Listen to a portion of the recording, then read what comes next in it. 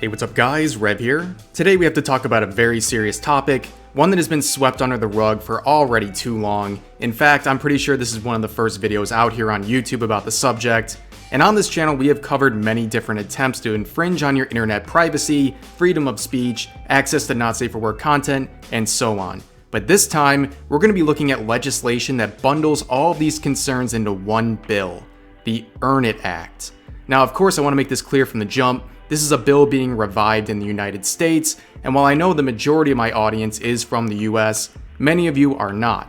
But I would say issues like these are of global concern, a lesson to be learned because these bills always have their mirrors and counterparts that make it into other countries, besides the fact it might ruin the ability for US content creators to share their content with a global audience. And some of the targets of this bill, like private US-based companies like Google, will have to adjust their policies to fit under this law, which would include everything from YouTube to Patreon to Twitch and many, many more. It's honestly unprecedented. Having said all of that, let's talk about the Earn It Act. This bill was originally introduced in 2020 by Democratic Senator Richard Blumenthal in a partnership with South Carolina Republican Lindsey Graham, someone who has an infamous track record of trying to censor adult content online. To conceal their true motivations and evoke emotion out of people, this bill was raised with the classic sentiment, "Think of the children." It was stressed onto people that this bill was made to protect children from being sexually exploited and exposed to pornographic content, which sounds like a perfectly valid goal. But the bill completely violates every touchstone of internet privacy and freedom to reach that goal, which experts also say ironically puts children at even more risk online. One that'll even allow the government, yes, the government, to determine what is considered pornography and subject to this bill. Let that sink in. Think about the group of boomers looking at anime-related content. Imagine how that's gonna go. That bill, however, was rejected in 2020, but a week ago was revived by Senator Blumenthal. The bill is once again being pushed through the legislation and is virtually identical to its original version. To sum up the bill concisely, it aims to protect children from sexual exploitation and being exposed to adult content by removing certain protections and immunities from service providers. Senators supporting the Earn It Act say they need new tools to prosecute cases over child sexual abuse material, CSAM, but the methods proposed by the Earn It Act take aim at the security and privacy of everything hosted on the internet. One immunity in particular attacked by this bill is Section 230's immunity regarding providers' immunity against state criminal charges in civil lawsuit for a particular class of content, child sexual abuse material, which in theory sounds like a good thing, but in practice is something completely different and actually puts more children at risk. See, Section 230 doesn't protect online services from prosecution under any federal criminal law at all. It's much less of an immunity and much more of a safeguard. Internet companies are already required to report suspected CSAM if they come across it, and they report it on a massive scale. That scale already comes with a lot of mistakes. One example was new scanning techniques used by Facebook that have produced millions upon millions of reports to law enforcement. Most of them apparently are inaccurate. Federal law enforcement, however, has used this massive number of reports produced by this low-quality scanning to suggest there's been a huge uptick in CSAM images.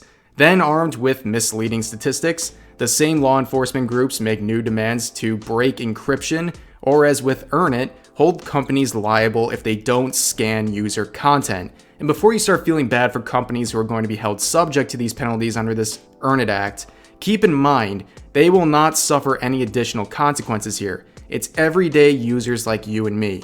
The Earn It Act doesn't target big tech, it targets every individual internet user, treating us all like potential criminals who deserve to have every single message, photograph, and document scanned and checked against a government database in their attempt to protect children from exploitation. Since direct government surveillance would be blatantly unconstitutional and provoke public outrage, Earn It uses tech companies, from the largest to the smallest ones, as its tools. Companies like Google would no longer be protected private companies and would instead become more of a pseudo-law enforcement agency, surveying its users, dropping their protections, and reporting to the government much more than they already are. In fact, this is the same tactic that the US government used last year when law enforcement agencies tried to convince Apple to subvert its own encryption and scan users' photos for them. Say what you want about these private companies, they have their own problems, but they have made bold efforts over the years to protect encrypted and private content from being handed over to law enforcement, which is in their right to do.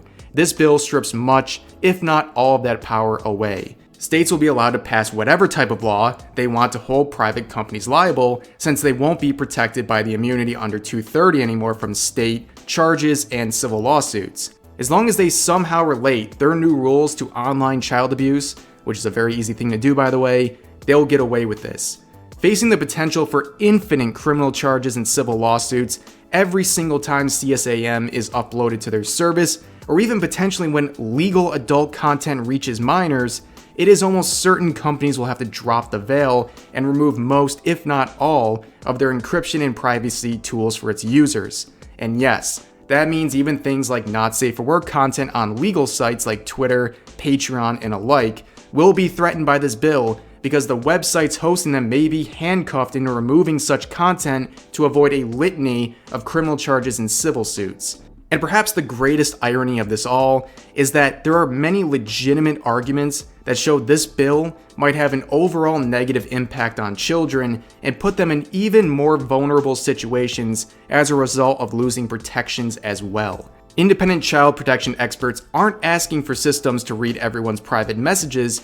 Rather, they recognize that children, particularly children who might be abused or exploited, need encrypted and private messaging just as much, if not more than, the rest of us. No one, including the most vulnerable among us, can have privacy or security online without strong encryption. And as many rights advocates raised in 2020 and continue to raise in the bill's revival, this also puts members of the LGBTQ+ community at enhanced risk as well, since their communications will lose privacy protection and risk outing those who might be vulnerable.